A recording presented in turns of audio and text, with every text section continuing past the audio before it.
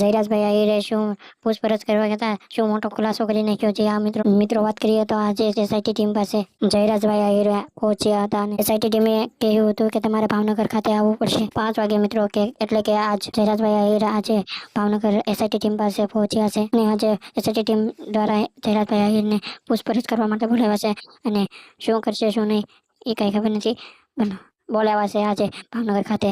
SIT team પાસે પૂછપરછ ચાલી રહી છે.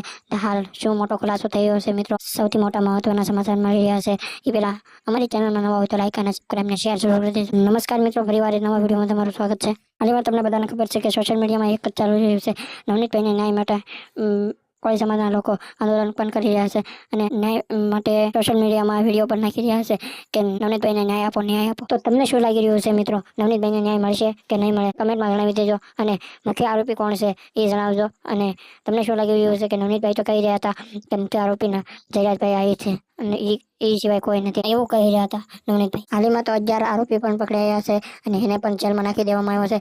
હવે એક જ કોળી સમાજના લોકોનો ન્યાય છે કે મુખ્ય આરોપીનો પકડ